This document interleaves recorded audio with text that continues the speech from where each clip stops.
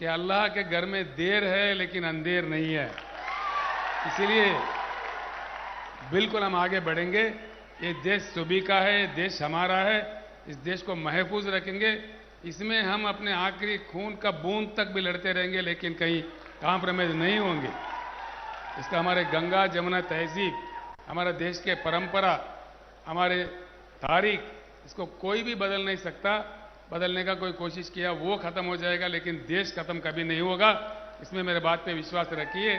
Chief minister के चंद्रशेखर राव ने रियासत के मुसलमानों को तयखुन दिया कि वो इस मुल्क की हिफाजत और यहाँ की गंगा जमनी तहजीब और मुल्क की सकाफत और तारीख को बरकरार रखने के लिए अपने खून के आखिरी बूंद तक लड़ेंगे। इस मामले में कोई समझौता नहीं करेंगे और हर हाल में इस मुल्क की हिफाजत करेंगे। चीफ मिनिस्टर आज शाम शहर हैदराबाद के एलबी स्टेडियम में हुकूमत की दावत इफ्तार में शिरकत के बाद मुसलमानों के एक बड़े इज्तिमा से खिताब करते हुए कहा कि यह मुल्क हम सबका है, लेकिन बाज़ ताकतें इस मुल्क की गंगा जमनी तहजीब को खत्म करने और तारीख को बदलने की कोशिश कर रहे हैं। चीफ मिनिस्टर ने कहा कि ऐसी कोशिशें करने वाले या फिर तारीख को बदलने वाले खत्म हो जाएंगे, लेकिन इस मुल्क की तारीख को बदल नहीं सकेंगे। उन्होंने कहा कि आज मुल्क एक अजीब दौर से गुजर रहा है। आप तमाम लोग जानते हैं। मेरी बुजुर्गों, नौजवानों, खास तौर पर दानिश्वर तबके से अपील है कि हम सबको मुत्तहिदा तौर पर मिलकर इस मुल्क को बचाना है, क्योंकि ये हिंदुस्तान हम सबका है। इसको हर हालत में बचाना है। छोटे मोटे मुश्किलात आते जाते रहेंगे। इन मुश्किलात और मसाइब की परवाह किए बगैर अगर आप मेरा साथ देते हैं तो हम इस मुल्क को बचाएंगे। चीफ मिनिस्टर ने कहा कि तेलंगाना की तहरीक के दौरान भी उन्हें कई मसाइब और मुश्किलात का सामना करना पड़ा, लेकिन उनकी तहरीक ने आखिर में जीत दिलाई। इसी तरह उन्हें यकीन है कि अल्लाह के घर में देर है मगर अंधेर नहीं। इसी यकीन के साथ वो कौमी सियासत में कदम रखेंगे ताकि इस मुल्क के हालात को सुधार सके। मिनिस्टर श्रीनिवास यादव साहब, काउंसिल के डिप्टी चेयरमैन साहब और एमआईएम के सदर जनाब असदुद्दीन ओवैसी साहब, सारे एमएलएस, एमएलसीज, सारे उलमाओं को, मशाकिन को अस्सलाम वालेकुम। सबसे पहले मैं तमाम बुजुर्गों को और भाइयों को माह रमज़ान का मुबारकबाद पेश करता हूं। हर साल जैसा आज भी हम दावत इफ्तार का इंतज़ाम किए हैं। आप सब तमाम लोग यहाँ आके हमारे ताउन बढ़ा दिए। मैं आप तमाम का शुक्रगुजार हूँ। तेलंगाना अभी ईश्वर साहब बता रहे थे, मैं भी ज़्यादा नहीं बोलूँगा, 2-4 बातें बोलूँगा। अल्लाह के फजल से आप सब लोगों से दुआ से तेलंगाना रियासत का तरक्की इस कदर है। 9 साल 10 साल पहले जो हमको पिछड़ा कहते थे, बैकवर्ड कहते थे, आज हिंदुस्तान में कोई भी रियासत हमारे मुकाबले में भी नहीं है। ये मेरा नहीं है बयान, मरकजी सरकार हाल ही दौर में पार्लियामेंट सेशन में दिल्ली में बताए। पर कैपिटा इनकम जो होता है, आज हिंदुस्तान में सबसे आगे तेलंगाना राज्य है। हमारा पर कैपिटा इनकम आज 3,08,000 रुपये है। बड़े बड़े रियासत जो महाराष्ट्र, गुजरात, तमिलनाडु, कर्नाटका, इन सारे राज्यों से हम आगे हो गए हैं। दूसरी एक बात, पर कैपिटा पावर यूटिलाइजेशन, पहले जब तेलंगाना बना था 1050 हमारा पर कैपिटा था यूनिट्स, आज 2140 यूनिट, ऑलमोस्ट डबल हो गया है। उसमें भी हिंदुस्तान में हम अव्वल दर्जे में है। इंडस्ट्री कैसा चल रहा है, आईटी कैसा चल रहा है, आज आप तमाम जनाब जानते ही हैं। इसके साथ ही साथ जहाँ तक अक़लियती बहबूदी का काम है, एक ही बात मैं आपके सामने रखना चाहूँगा, ज़्यादा नहीं कहूँगा, सब आपके सामने है। हमारे असद भाई, तमाम कायदीन मेरे से गुजारिश किए थे कि अनीसुल गुरबा का तामीर होना चाहिए।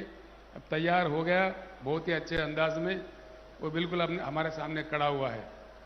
दूसरी बात है, टीआरएस अभी बीआरएस के हुकूमत आने से पहले यहाँ कांग्रेस पार्टी का हुकूमत था 10 साल के लिए। पूरे कांग्रेस के हुकूमत के 10 साल के दौर में माइनॉरिटी वेलफेयर के लिए उन्होंने खर्च किया 1180 करोड़ रुपए, यानी कि 1200 समझिए, राउंड फिगर भी है, पूरे 10 सालों में। जब से टीआरएस सरकार अब बीआरएस बन गई है, जब से बीआरएस सरकार आई है, इन 10 सालों में यानी कि 9 साल गुजर गए, 10वां साल का बजट पेश भी हुआ। कुल मिलाकर के देखें तो 12,000 करोड़ रुपए ये सरकार ने खर्च किया है। ये कोई भी देख सकता है, जो कि ऑडिटेड फिगर है कंट्रोलर एंड ऑडिटर जनरल का। ये असेंबली में है, सेक्रेटरीट में, हर जगह असेंबली साइट में, माइनॉरिटी वेलफेयर मिनिस्ट्री के साइट में ये फिगर देखने को मिलता है। तो आप इस एक ही बात से समझ सकते हैं कितना क्या हो रहा है। जहां तक देहाती हमारे किसान जो आत्महत्या कर रहे थे, एक भी किसान आज उस हालत में नहीं है, सभी सुधर गए। जो जिंदगी को तलाशते हुए बाहर राज्यों में गए थे, सभी वापस आ गए, सभी खुश है।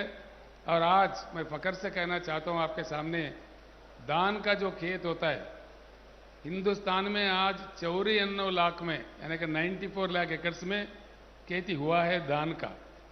सिर्फ तेलंगाना रियासत में 56,40,000 एकड़ यहाँ पे, यानी कि पूरा हिंदुस्तान में जितना है उससे भी ज्यादा हमारे पास अब हुआ है, कल्टीवेट हुआ है। ये भी हमारा एक निशाना देख सकते हैं। पीने का पानी का मसला खत्म हो गया, करंट का मसला खत्म हो गया, बेरोजगारी का मसला भी धीरे धीरे खत्म होते जा रहे हैं। इसके साथ ही साथ हम तो आगे बढ़ रहे हैं, लेकिन देश पीछे जा रहा है। ये कहने के लिए मैं शर्म नहीं करूंगा, लेकिन मरकज में जो सरकार बैठी हुई है वो अगर हमारे बराबर, तेलंगाना के बराबर काम करता तो हमारे जीएसडीपी कम से कम 3 से 4 लाख और बढ़ने थे। इसमें हमको मार पड़ा है। और देश आज एक अजीब दौर से गुजर रहा है, ये हम तमाम लोग जानते हैं। मैं बुजुर्गों से, नौजवान भाइयों से, सभी दानिशवरों से मेरा गुजारिश है कि हिंदुस्तान हमारा है, हर हालत में इस देश को बचाना है। छोटे छोटे मुश्किल तो आते रहेंगे, इंशाअल्लाह आपका ताउन हो, लड़ते रहेंगे आखिर तक। ये टेम्पररी फेज है, कुछ होने वाला नहीं है। असलियत का, इंसाफ का आखिर में जीत होगा। इसलिए मैं बिलीव करता हूं, जब तेलंगाना के लिए लड़ रहा था, यही बात मैं बार बार कह रहा था कि अल्लाह के घर में देर है लेकिन अंधेर नहीं है। इसीलिए बिल्कुल हम आगे बढ़ेंगे। ये देश सभी का है, देश हमारा है, इस देश को महफूज रखेंगे। इसमें हम अपने आखिरी खून का बूंद तक भी लड़ते रहेंगे, लेकिन कहीं कॉम्प्रोमाइज नहीं होंगे। इसका हमारे गंगा जमुना तहजीब, हमारा देश के परंपरा, हमारे तारीख, इसको कोई भी बदल नहीं सकता। बदलने का कोई कोशिश किया वो खत्म हो जाएगा, लेकिन देश खत्म कभी नहीं होगा। इसमें मेरे बात पे विश्वास रखिए। जब वक्त आए तो जोश से नहीं, हम लोग होश से काम ले, होशियारी से काम ले, देश को बचाने का काम जरूर करें, ये मेरा गुजारिश है। और एक बात मैं खुशियों के साथ कहना चाहता हूं, देश के राजनीति में चलने का मेरा इरादा हुआ, जो गुजर रहा है हिंदुस्तान पे उसको सुधारने के लिए। मुझे खुद अफसोस है कि जिस बगल रियासत महाराष्ट्र में गए, तेलंगाना से भी ज्यादा वहां पे वेलकम हो रहा है। तेलंगाना से भी ज्यादा तादाद में हमारे बोधन के शकील भाई, सारे लोग वहां थे मेरे साथ में। काफी मतलब हमारा खैर मकदम वहां हो रहा है। मुझे भी इतना नहीं था एहसास इस प्रकार का, यानी कि देश इंतजार कर रहा है एक सही नेता के लिए, सही पार्टी के लिए। इंशाअल्लाह आगे जाके कई कामयाबी हमें मिलेंगे। हर हालत में इस देश को बचाने का हम भरपूर कोशिश करेंगे। फिर एक बार मैं तहे दिल से सारे बुजुर्गों को, सारे भाइयों को, जो भी यहाँ तशरीफ लाए हैं, जो नहीं भी लाए हैं, सारे हमारे रियासत के और मुल्क के मुस्लिम कौम के जितने भी हमारे बुजुर्ग भाई बहन माएँ हैं, आप तमाम लोगों को इस मुकद्दस और मुबारक रमजान माह का फिर एक बार मुबारक पेश करते हुए मैं रुखसत लेता हूं।